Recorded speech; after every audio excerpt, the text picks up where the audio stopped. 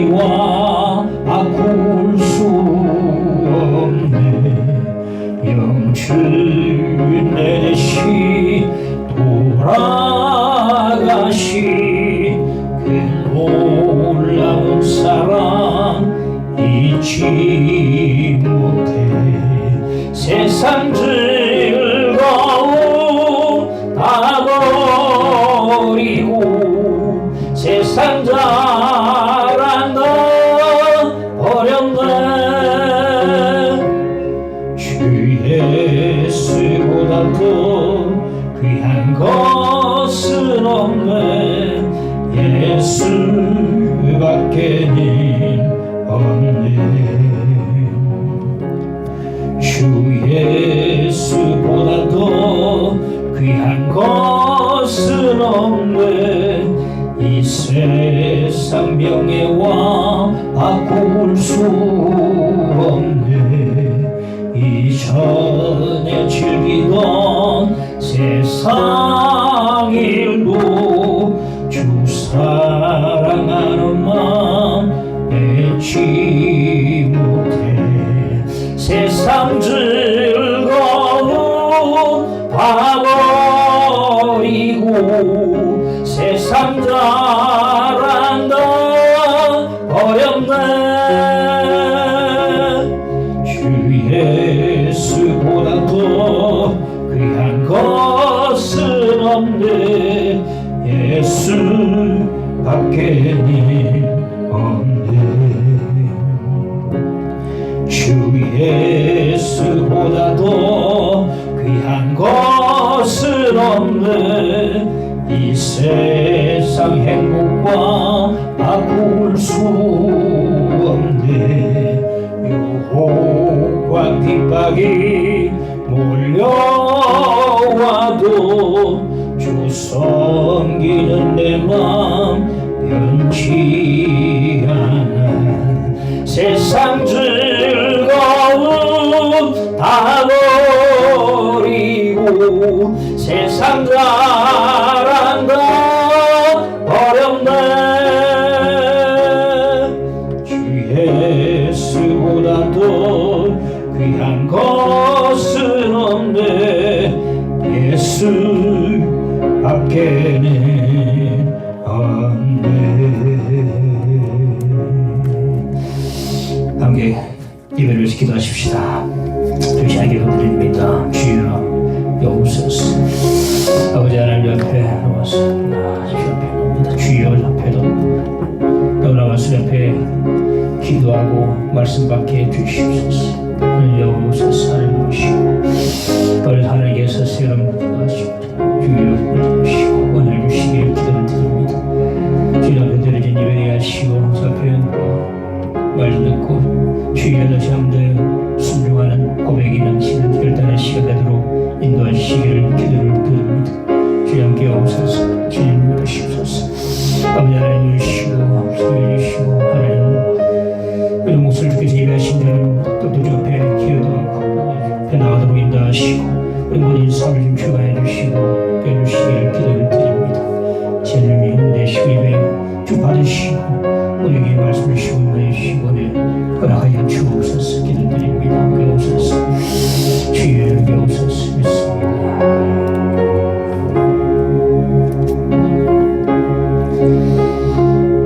미사고 예수 이름으로 기도합나이다. 아멘. 사도행전 25장 13절로 22절까지 보겠습니다.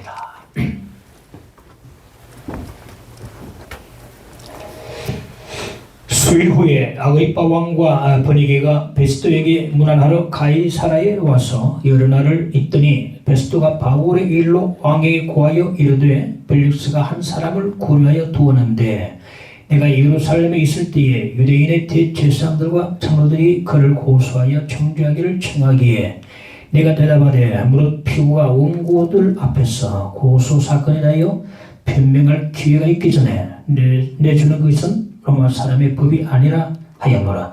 그러므로 그들이 나와 함께 여기 오매 내가 지체하지 아니하고 이튿날 재판자리에 앉아 명하여 그 사람을 데려왔으나 원고들이 서서 내가 침략하던 것 같은 악행의 혐의는 하나도 제시하지 아니하고 오직 자기들의 종교와 또는 예수라는 이가 죽은 것을 살아있다고 바울이 주장하는 그 일에 관한 문제로 고발하는 것뿐이라. 내가 이 일에 대하여 어떻게 심리하는지 몰라서 바울에게 묻되 예루살렘에 올라가서 이 일에 신문을 받으려냐 한즉 바울은 황제의 판결을 받도록 자기를 지켜주기를 호소하므로 내가 그를 가이사에게 보내기까지 지켜두라 명하노라 하니 아그리빠가 베스도에게 이르되 나도 이 사람의 말을 듣고자 하노라. 베스도가 이르되 내일 들으시리이다 하더라. 아멘. 바울 한 사람을 두고 여러 사람이 재판을 했습니다. 예루살렘 공회가 재판했고 벨릭스가 재판했고 또 베스도가 또 재판을 돌아가면서 했습니다. 참 바울은 똑같은 말 하기가 참 힘들었을 것 같아요. 그래도 꿋꿋하게 자기 할 말을 증언하고 예수를 증언하고 복음을 전하는 것을 보게 됩니다. 바울 사도에 대해서 베스도의 재판을 이제 베스도가 재판하고 끝나고 난 뒤 며칠 후에 아그리빠 왕과 버니게가 가이사라에 왔습니다. 벨릭스 후임으로 베스도가 새로 총독으로 부임했으니까 문안 인사차 이렇게 왔습니다. 오늘 이 말씀을 본격적으로 전하기 전에 먼저 이 아그리빠 왕이 누군지 버니게가 누군지에 대해서 잠깐 설명을 하고 말씀을 전하겠습니다. 성경에 보면 헤롯이라는 이름을 가진 이 헤롯이 이름이 여러 번 나오는데 다 같은 사람이 아닙니다. 그래서 가장 먼저 나오는 사람은 헤롯 대왕, 헤롯 대제, 헤롯 대왕이라고 말하는 사람인데 이 사람은 누구냐 하면 예수님 탄생 당시에 왕으로 있었던 사람이고 유대인들은 왕으로 태어났다는 말을 듣고 유아들을 대학살한 왕이 바로 헤롯 대왕입니다. 유아들을 2살 아래로 예루살렘 지경에 유아들을 깡그리 다 죽여버렸어요. 장난한 왕입니다. 다 죽었어요. 이 헤롯 대왕의 아들이 바로 헤롯 안디바인데 이 헤롯 안디바는 세례요한의 목을 쫙 베버린 왕이었어요. 딸이 춤추니까 춤을 뭐 해줄 거야 그네 세례요한의 목을 주세요. 그래 목을 또 당돌하게 세례요한의 목을 넘어냈다. 목을 쳐가지고 딸에게 주었던 잔인한 왕이 헤롯 가문은 전부 잔인해요. 그런데 이 헤롯 대왕에는 여 부인이 있었는데 헤롯 안디바와 다른 라인, 다른 계열로 보면 헤롯 대왕의 손자로 헤롯 아그리빠가 있었어요. 헤롯 아그리빠는 정식 호칭은 헤롯 아그리빠 1세가 됩니다. 그래 헤롯 대제가 있고 쭉 보면 이쪽으로 헤롯 안디바가 있고 다른 쪽에 또 부인 통해서 손자가 헤롯 아그리빠 1세가 있는 거예요. 헤롯 아그리빠 1세가 바로 야고보 사도를 칼로 죽인 자예요. 하여튼 전부 다 칼로 다시. 그리고 헤롯 아그리빠 1세의 아들이 누군가 오늘 본문에 나오는 아그리빠 왕인데 이름이 아버지와 같아서 헤롯 아그리빠 2세라고 부릅니다. 그래서 정식 호칭은 헤롯 아그리빠 2세가 되게 했습니다. 여기 보면 뭐 1세, 2세, 3세, 뭐 7세 막 나갑니다. 아버지와 같은 이름을 가지고 교황도 보면 몇 세 하지 않습니까? 그 이제 1세, 2세, 3세에 그 따라서 이제 매기는 거예요. 그런데 이 헤롯 아그리빠 2세가 이 왕이 오늘 본문에 등장하는데 이 왕이 헤롯 가문의 마지막 왕이 되겠습니다. 오늘 본문에 아그리빠 왕이 버니게와 함께 가이사라에 왔거든요. 우리가 얼핏 보면 아그리빠와 버니게가 부부처럼 보이지만은 부부가 아닙니다. 이 두 사람은 남매지간이에요. 그러니까 헤롯 아그리빠 왕이 번역의 오빠가 되고 전인 벨릭스의 아내 드루실라가 번역의 동생이 됩니다. 그러니까 헤롯 아그리파 1세에는 아들 하나, 딸 둘이 있었는데 전부 다 서로 그렇게 이제 얽혀 있어요. 그런데 이 번역이라는 여자는 정말로 부도덕하고 참으로 탐욕스러운 여자였어요. 남편이 3명이 있었는데 전부 다 사별 혹은 이혼하고 난 뒤에 지금 오빠와 동거하고 있는 거예요. 오빠가 동거를 하고 있다. 천이 콩날 노릇이. 그리고 나중에는요, 훗날에 로마 황제의 부인의 자리를 탐내가지고 그 자리를 차지하기 위해서 막 하는데 유대자는 도저히 안 된다면서 로마 사람들이 극구 반대해가지고 반대한 바람에 무산돼 버렸어요. 로마 황제의 부인 자리를 탐내고 노리다가 유대자는 안 돼! 하는 것 때문에 100번 하다가 이제 무산돼 버렸어요. 그리고 오빠와 함께 있는 동안에 어딜 가든지 함께 딱 붙어서 따라다니면서 부인 행세를 하는 거예요. 그러니까 온 유대 사람들은요 근친상간을 해가지고 이를 규탄하고 반대하고 그렇습니다. 근친상간을 죄를 짓고 있는 거예요. 오빠와 함께 동거하고 있다. 참 몹쓸 여자가 아닌가 생각됩니다. 로마는 이 팔레스타인 땅을 아주 편안하게 통치하기 위해서 그리고 유대인들의 관심을 사기 위해서 비록 식민 지배를 하고 있지만은 그래도 불구하고 유대의 왕의 제도를 그대로 두세요. 두고 별도로 총독을 임명해서 세워서 보냈던 겁니다. 그런데 왕은 그저 이름만 있고 권한은 없어요. 실권은 누구한테 있다? 총독에게 있는 겁니다. 왕도 있고 총독도 있어요.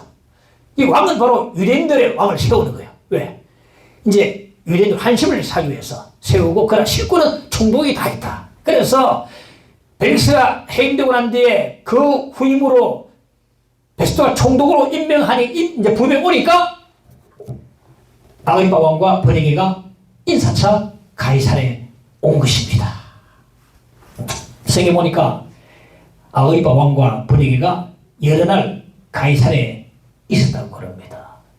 아마도 베스토와 여러 교제가 좀 있었겠죠. 이 팔레스타인의 정복을 많이 얻었을 것 같아요. 이제 팔레스타인의 정복 밝은 이 아그리파 왕에게 대화를 하면서 많은 정보를 얻지 않았을까. 그리고 이 베스토가 아그리파한테 바울 이야기를 꺼내기 시작합니다.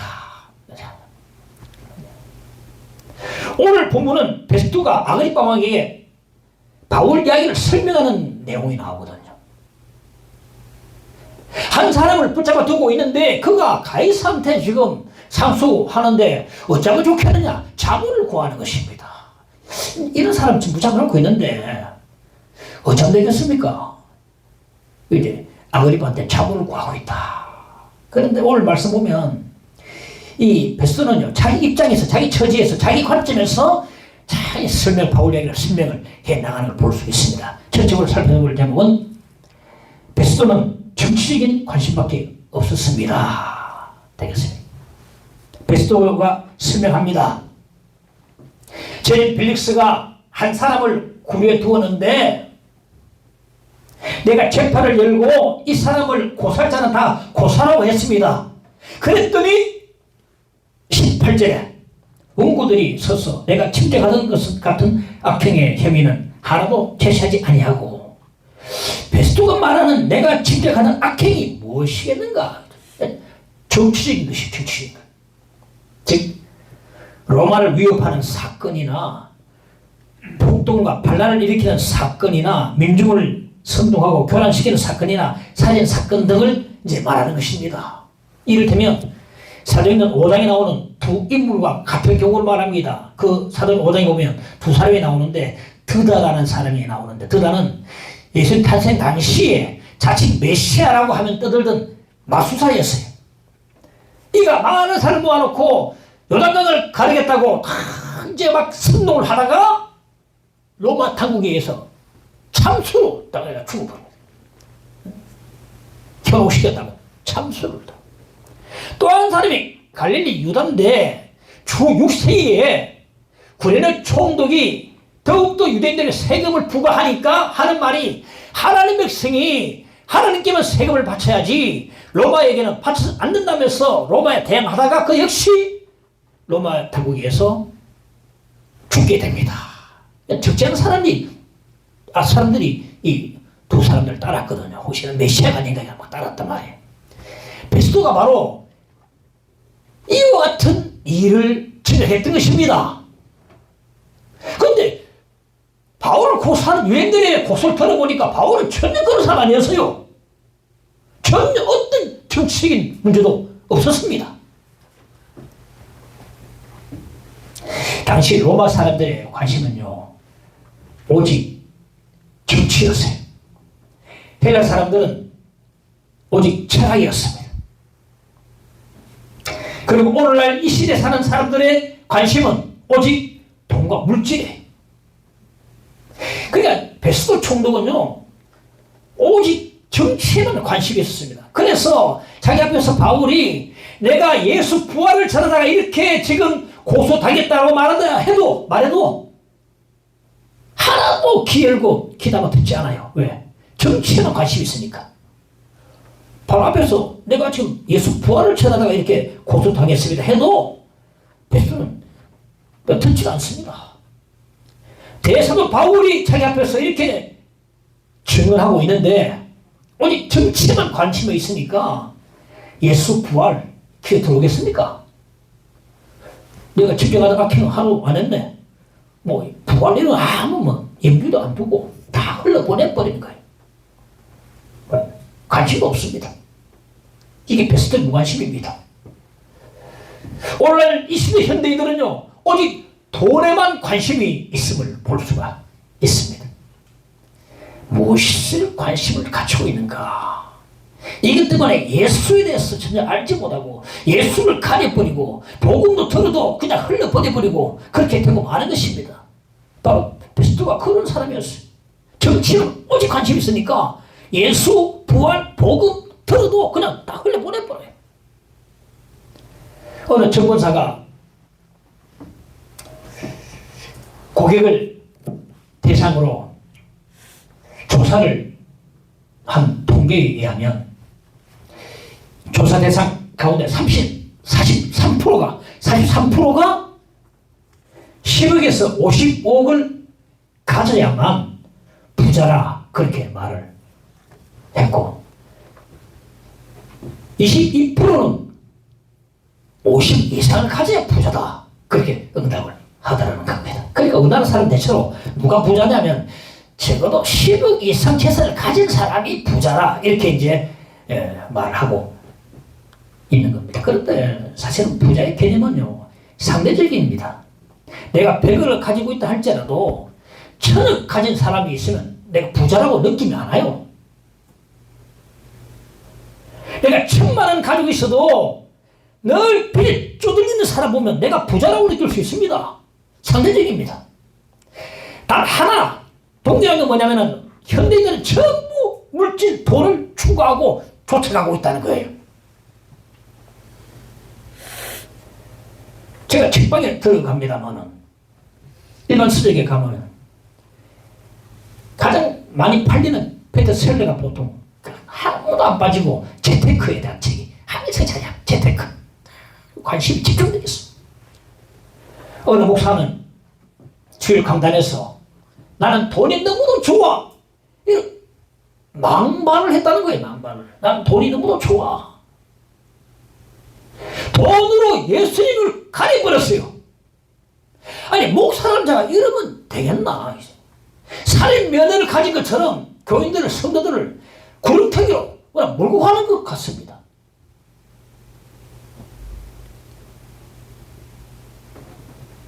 강단에서 나는 돈이 너무도 좋아 이런 말 했다는 겁니다.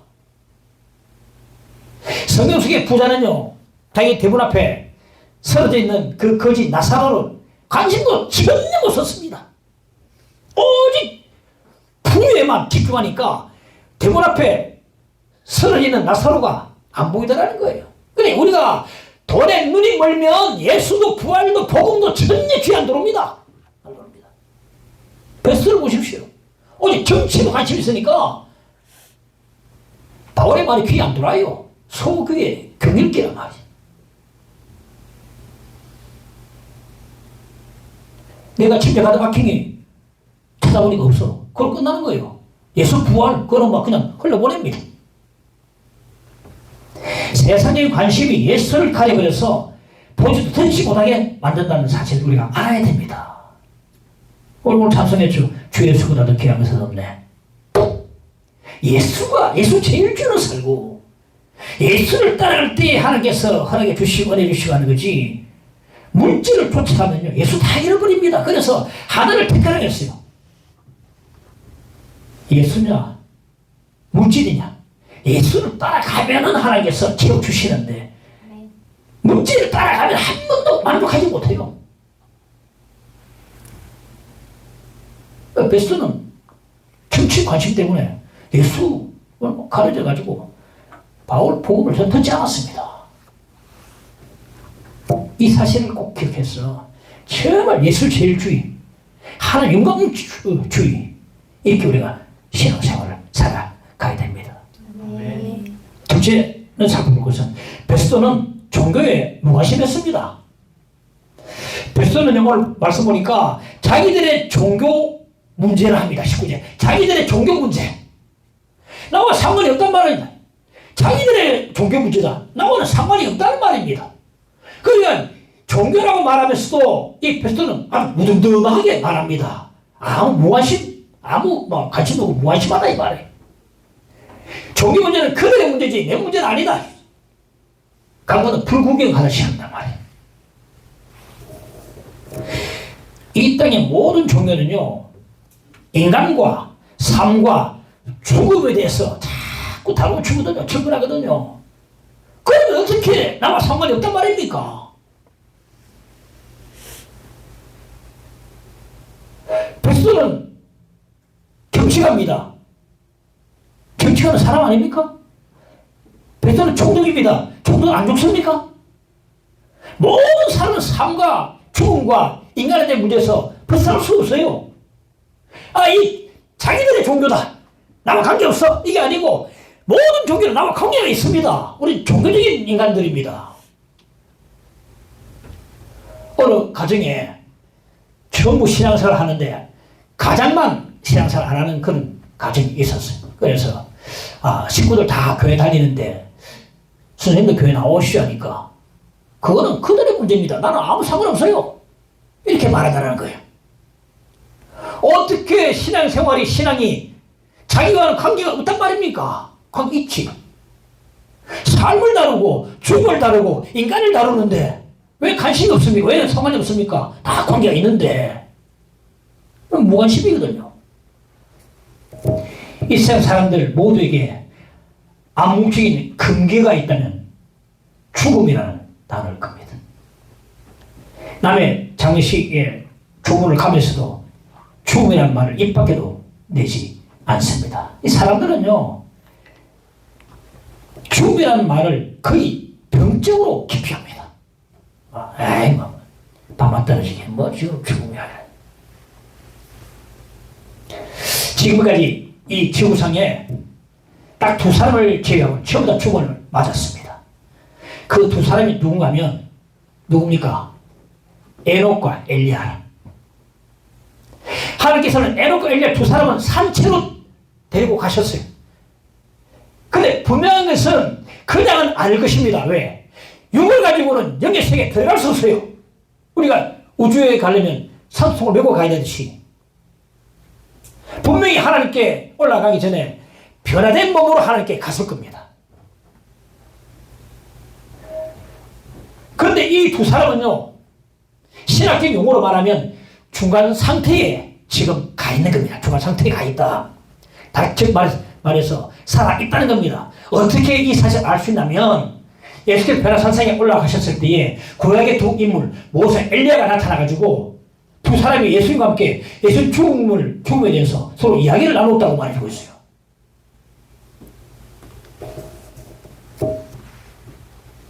살아있는 겁니다. 장사 지낸 모세도 산처럼 들려 올라간 엘리야도 지금 살아있는 겁니다. 이게 바로 실제요, 실제. 팩트입니다. 나는 그 성경을 믿습니다, 저는. 그 성경이 가짜로 적혔습니까?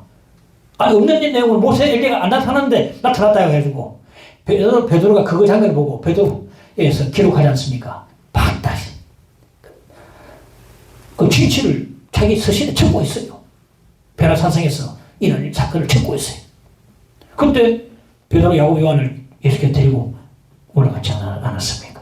그 베드로 한 말, 하나는 모세를 위해서, 하나는 엘리야를, 하나는 주를 위해서 주박새색 짓자. 그런 말이지 않습니까? 베드로가 자기 베드로 서신에 다 그 사실 적고 있어요. 장사 지내든지 산채로 달려 올라가든지 간에 지금 살아있다. 이것이 하나의 실제요. 그래서 성경은 말합니다. 하나님은 삼자의 하나님으로 말씀하게 되고 있습니다. 할렐루야. 하나님은 삼자의 하나님입니다. 이 땅 떠나면 그대로 끝나는 게 아닙니다. 살아있다. 살아있다. 모세 엘리야가 지금 그 한참 전에 그 인물이, 구약 인물이 베라산성에 나타나 주와 함께 대화를 나눴다 했습니다. 살아있다는 거예요. 자, 어쨌든 모든 사람은 다 죽게 돼 있고 성경에 말하기를 한 번 죽는 것은 사람에게 정해진 것이라고 말씀해 주고 있습니다. 그런데 베스도는 무관심을 보입니다. 그때를 살아오면서 그는 단 한 번도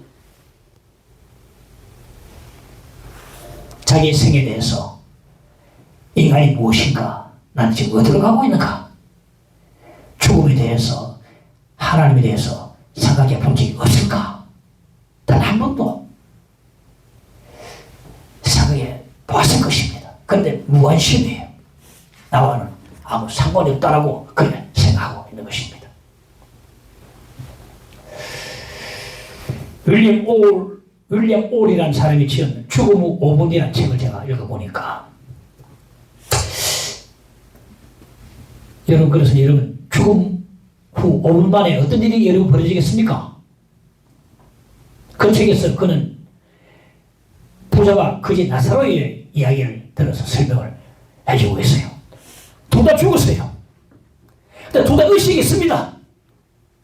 그런데 지금 그들의 몸은 지상에 몸뚱아리 그대로 있어요. 그러나 분명한 것은 그들이 각각 그들에게 마련되어 있는 곳으로 즉각으로 가 있었어요.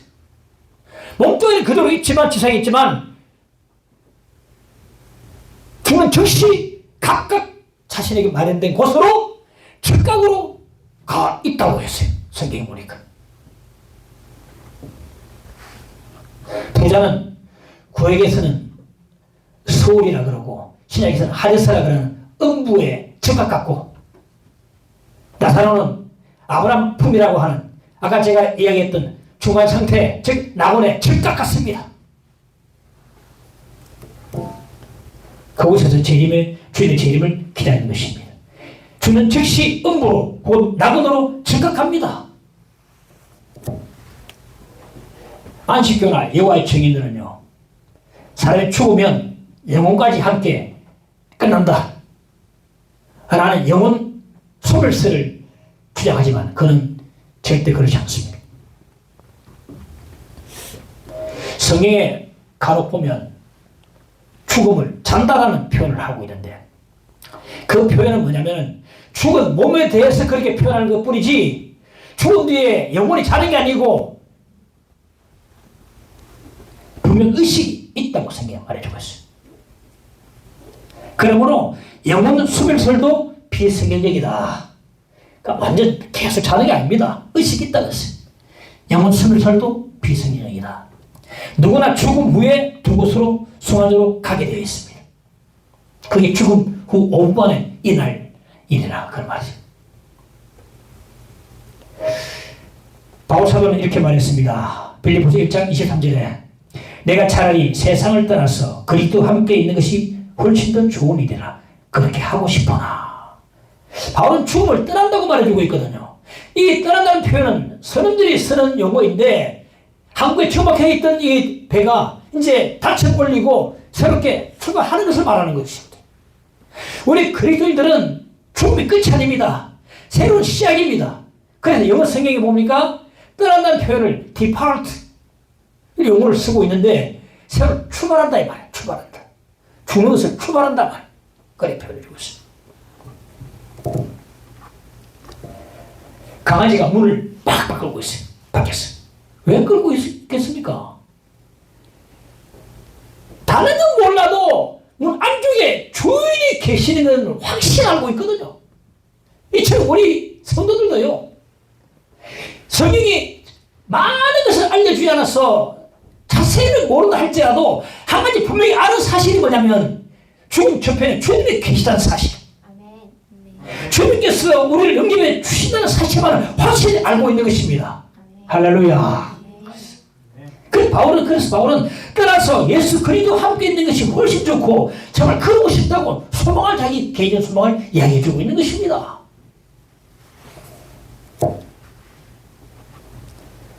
예수 그리스도께서 십자가에 죽으셨어요. 그러나 예수 그리스도 죽으시면 바로 우리의 죽음입니다. 우리 대신에 심판을 받으시고 죽으신 것입니다. 죄로 인해서 우리가 당해야 될 영원한 형벌 심판을 주께서 대신 받으신 겁니다. 예수 믿기 전에는 죽음이 원수고 두렵고 벌 떨리고 끌려다니고 하지만은 예수 믿고 난 데는요 원수 같은 이 죽음이 나를 천국으로 인도하는 친절한 안내자가 된다는 말이에요. 원수가 친구가 된다는 말입니다. 예수 믿고 죽게 되면 죽음이 우리를 천국으로 안내하는 친절한 안내자가 된다. 예수께서 우리 대신에 내가 받아야 될 모든 영원한 형벌, 처벌, 심판 다 받아치는데 하나님의 심판이 우리가 뭐가 두렵겠습니까? 오늘 베스도는요 자기들의 종교라 합니다. 나와는 아무 상관이 없다. 왜 상관이 없습니까? 이것은 온 인류의 가장 중대하고 가장 근본적이고 가장 심각한 문제거든요. 베스도는요 대사도 바울의 말씀을 듣고 그 말씀을 기다만 듣고 예수 믿었어야 했습니다. 나는 아무 상관없다. 무관심.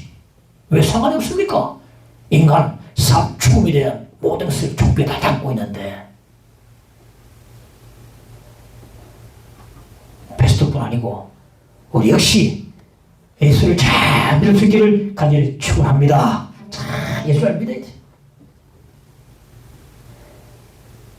기독교 무관심할 수가 없어요. 나를 내 자체를 다루고 내 생기를 다루고 영혼을 다루고 있기 때문에 무관심할 수가 없습니다. 세 번째는 베스도는 예수 부활에 대해서도 무관심했습니다. 19절에 다시 읽어보면 예수를 하는 이가 죽은 것을 살아있다고 바울이 주장하는 그 일에 관한 문제로 고발하는 것뿐이라. 베스도는요 자기 입으로 바울이 주장하는 말을 태연하게 얘기합니다. 죽은 예수가 살았다고 말하는 바울을 고발하는 것뿐이라. 어떻게 죽은 자가 살았다는 이야기를 하면서 이렇게 태연하게 무덤덤하게 할 수 있겠는가? 무심하게. 마치요 앵커가 예수의 부활을 기념하기 위해서 오늘 전국의 모든 교회가 부활주일 예배를 드렸습니다 라고 무심하게 보도하는 것처럼 나만 아무 상관이 없다는 것처럼 아주 무관심한 그런 모습을 볼 수가 있는 것입니다. 여러분 죽은 예수가 살아났다는 문제가 어디 보통 문제입니까? 무심하게 지나칠 수 없는 가장 중대하고 가장 절대적인 문제가 되는 것입니다. 안전병이가 일어나도 전부 다 와 놀라지 않습니까? 승례비문에 앉아있던 안전병이 일어나니까 전부 다 놀라가지고 소경이 눈을 떠도 전부 다 놀라가지고 와 하는데 죽은 예수가 살아났다는 것입니다. 이건 생명의 문제거든요. 생명의 문제. 하물며 죽은 예수가 살아났다는 것입니다. 생명의 문제다 이거예요. 베스도는요 부임하기 전에 이 팔레스타인 땅에 오기 전에 분명히 죽은 예수에 대한 이야기를 들어서 알고 있었을 것입니다. 저 유대 땅에 예수라는 자가 십자가 처형당했다는 사실을 들어서 알고 있었을 거예요. 그런데 와서 들은 말씀이 뭐냐면 그 죽은 예수가 다시 살아났다는 겁니다. 이런 죽은 예수가 살아났다고 말하면서도 나와는 아무 상관이 없는 것처럼 그것뿐이라. 이렇게 무심하게 말할 수가 있겠는가? 그것뿐이라. 사는 것뿐이라. 여기서 사람들이 갈리기 시작해요. 어떤 사람들은 궁금해서, 또 어떤 사람은 설마 진짜일까? 이래서 긍정적으로 부정적으로 하여튼 관심 가지고서 알아보고 교회 나와서 알아보고 성경 읽어보고 또 말씀 들어보고 목사와 같이 대화를 해보고 해서 그런 사람들이 거리들이 되고 그런 사람이 한둘이 아니에요. 정말 이건 아닐 거야 하는 사람도 그것 때문에 성경 붙잡고 연구하다가 그렇지 않는 사람이 한둘이 아닙니다. 반면에 어떤 사람은 베토처럼 나와 아무 상관이 없는 듯이 듣고도 그냥 지나쳐버려. 평생 영원히 그 사람은 불신자로 남게 되어 있습니다. 나의 불못에 던져지고 마는 것입니다. 기독교가 왜 생명력이 있냐면 예수 부활 때문에 그렇거든요. 기독교가 왜 능력이 있냐면 예수 부활 때문에 능력이 있는 것입니다. 이 부활 빼버리면 남는 건 기독교 아무것도 없습니다. 빈껍데기밖에 없습니다. 다른 도덕 종교와 똑같습니다. 이 예수 부활이 독촉하게 만들고 생명을 부어 주는 것입니다. 안 믿을 수 없는 예수라는 책을 읽어보면 그 안에 한 사람을 소개해주는데 그 사람 오스카 서번티스라는 사람입니다. 오스카 이 사람은요 어릴 때부터 참 문제였는데 강력 범죄로 무려 17번이나 감옥에 들어들었던 그런 사람이죠. 감옥 안에 정신과 의사들도요, 그리고 주변 사람들 전부 그 사람 보고 구제불능이야. 구제불능이야. 오스카는 구제불능이야. 안 돼. 어느 날 한 노인을 만났는데 예수에 대한 얘기를 듣고 놀랍게도 예수를 나의 주인으로 영접을 했어요. 영접 이후에 자기 삶이 점점 변화되어 갔습니다. 나중에 추록하고 난 뒤에 감옥 사역을 이제 시작했는데 그 감옥에서 매달 셋째 주 토요일은 오스카의 밤으로 해가지고 모든 제수자들이 다 모여서 오스카 전하는 말씀을 듣고 하나님을 찬양하는 그 집회를 했다는 거죠. 모든 사람들이 다 오스카가 전하는 예수를 이야기를 쫙 기다려 들었다. 그리고 거듭나고 고백하고 그런 사람이 생겼다는 거죠. 많은 전문가들이 몇 년을 두고 그를 상담해가지고 변화시키려고 했지만은 실패했던 그를 예수께서는 단 한 번만에 변화시켜버린 것입니다. 한 사람을 송두리째 바꿀 수 있는 것은 오직 예수의 부활을 밖에 없습니다. 예수 부활의 복음을 듣고 믿게 되면 어떤 사람도 다 변화가 일어나게 되는 것입니다. 예수 부활은 생명이요 능력입니다. 예수의 부활은 생명의 문제입니다. 결국 무관심하게 흘려보내서는 안 된다는 것입니다. 근래 철학자 에피크루스는 이런 말했어요. 사람이 두려워하는 것은 죽음이 바로 종말이 아니라는 사실 때문이다. 죽음은 결국 끝이 아니다. 이것 때문에 두려워한다는 거예요. 죽는 게 아니고 죽은 다음에 뭔가 그것 때문에 두려워한다는 거예요. 노벨 문학상 받았던 아일랜드의 윌리엄 예이츠는 이런 말을 했습니다. 죽어가는 짐승에게는 공포도 희망도 없다. 인간은 자기 총괄을 기다린다. 공포와 희망 속에서. 여러분 어느 쪽입니까? 공포입니까? 희망입니까? 죽음이. 우리는 소망과 희망이 될 줄로 믿습니다. 두려움에 떠는 게 아니에요. 죽은 예수가 살았다라고 자기 앞에서 바울이 증언했는데 베스터는요 마음만 먹으면 얼마든지 확인할 수 있었어요. 예수의 무덤은요 예루살렘 안에서는 어디서든지 엎으시면 코나할 만한 자리에 있었어요.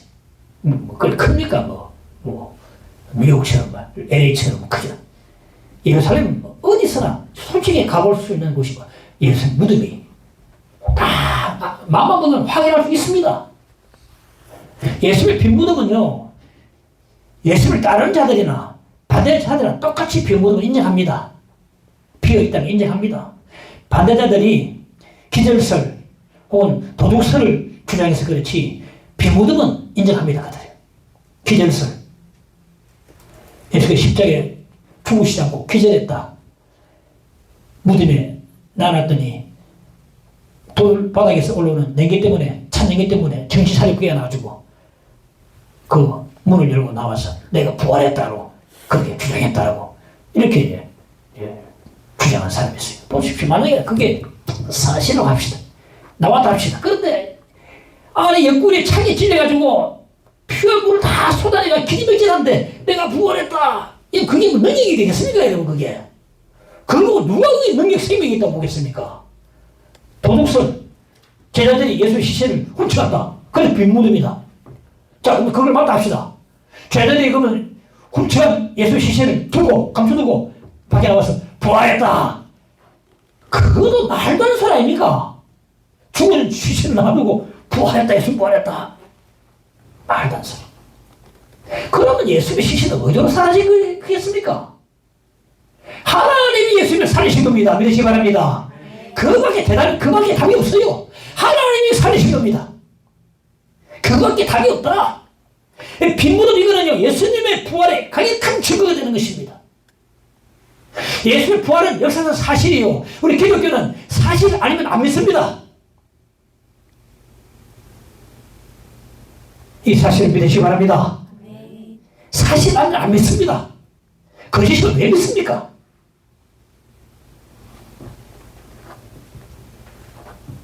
하지만 베스도는요, 남 이야기가 다릅니다. 죽은 예수가 살아났다고 자기 입으로 말하면서도 정말 자기는 관심도 없어요.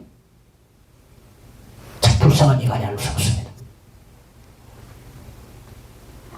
이게 바로 베스도의 무관심 1, 2가 되겠습니다. 베스도의 관심, 베스도의 무관심 다릅니다. 22절에 보면 아그리빠가 베스도에게 이르되 나도 이 사람의 말을 듣고자 하노라. 베스도가 이르되 내일 들으시다 하더라. 베스도의 설명을 듣고 이야기 듣고 아그리빠 마음이 좀 움직였어요. 호기심이 생겼습니다. 그런데 거기까지 호기심만 보일 뿐이지, 우리 다음에 보면 또 나옵니다만은, 공부를 설교를 듣겠습니다만은, 호기심만 보일 뿐이지 그 메시지 듣고 예수님을 영접하지는 않았습니다.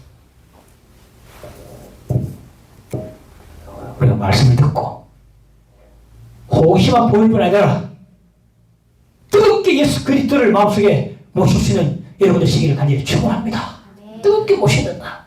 바울의 열정이 대사도 아닙니까? 대사도 바울의 열정인 복음을 듣고 우리도 비록 성경 통해지지만 듣고 뜨겁게 주님을 믿고 영접하고 또 따르고 열심히 이렇게 섬기고 나가야 될 줄 믿습니다.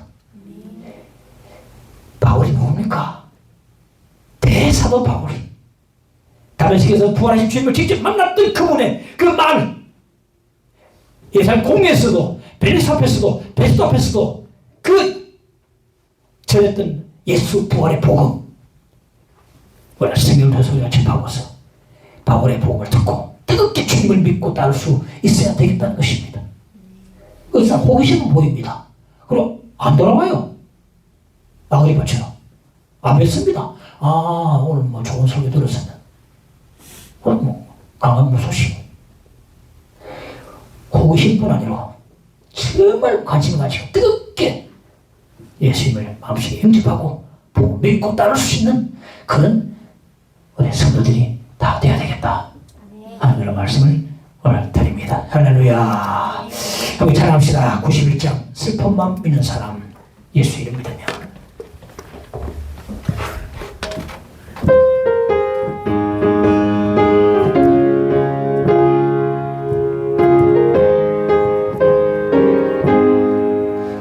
슬픔만 믿는 사람, 예수 이름 믿으면 영원토록 변함없는 기쁜 마음 얻으리. 예수의 이름이 세상의 소망이요 예수의 이름은 전국의 기쁨일세. 거룩하신 주의 이름 너의 방패 삼으라. 환난 시험 당할 때에 주께 기도드려라. 예수의 이름은 세상의 소망이요 예수의 이름은 전국의 기쁨일세. 존귀하신 주의 이름 우리 기쁨 되도다. 주의 품에 안길 때에 기뻐 찬송 부르리. 예수의 이름 세상의 소망이요 예수의 이름은 전국의 기쁨. 우리 갈 길 나간 후에 우리 갈 길 나간 후에 보좌 앞에 나가 왕의 왕께 경배하며 멸류관을 드리리. 예수의 이름은 세상의 소망이요 예수의 이름은 전국의 기쁨일세. 오늘 말씀부터 함께 기도합시다. 주여 옆에 기도드립니다. 아버지 감사합니다. 말씀 듣고 하나님의 믿음 주시기를 간절히 기도드립니다. 주여 말씀에 굳게 세워진 믿음 허락하여 주시기를 간절히 기도합니다. 주여 더욱더 하나님 복음과 이 예수 이 부활의 복음을 더욱더 하나님이여 더욱더 관심과 주 앞에 나와서 말씀 듣고 믿음 생기고 열심히 주를 쫓아 나아갈 수 있는 우리 성도들 되도록 인도하시기를 간절히 원합니다. 주여 이 믿음을 허락하여 주시옵소서. 굳게 서게 하여 주옵소서. 저 성경 속에 우리 믿음을 세우게 하여 주시옵소서. 도와주옵소서. 예수 제일 주의로 하나님과 교회를 살아가도록 인도하여 주시기를 기도드립니다. 함께 없습니다.